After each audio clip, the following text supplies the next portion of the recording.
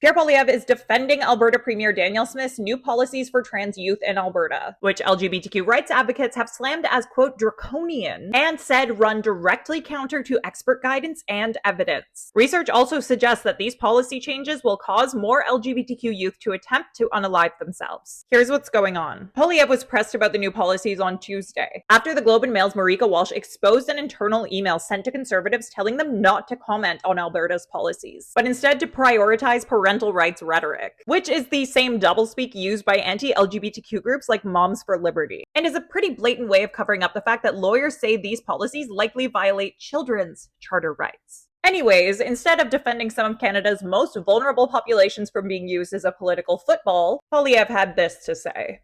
I think we have to trust parents. No one cares for their kids more than parents.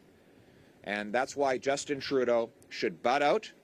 He should let parents raise kids and let provinces run schools and hospitals. It's interesting that Poilievre says Trudeau should let parents raise kids, because with this proposed policy, Danielle Smith is actually the one taking away choices from parents. For example, she's not allowing parents to choose to provide their kids with puberty blockers until they're 16, at which point almost all kids are already experiencing puberty. And when asked if parents would be punished for taking their kids out of province to access this kind of care, she didn't have an answer. More than anything, it's so important that the facts of these policies don't get lost in all the rhetoric here. Poilievre is playing on parents' fears and basically pretending abusive homes don't exist. Because the reality of these policies are not only that they will make it much more difficult to access a fulsome sexual education, but they'll also force teachers to out trans children who are using their preferred names or pronouns at school, even if those parents are violently transphobic. I would love to believe that all parents love and support their children as they are, but the fact that 38% of trans women and girls have experienced homelessness suggests otherwise. And even if you are supportive and you want to help your kid access gender-affirming care that will make them less likely to attempt to unalive themselves, Danielle Smith says in many cases you can't. I think that's called a gatekeeper, right, Poilievre?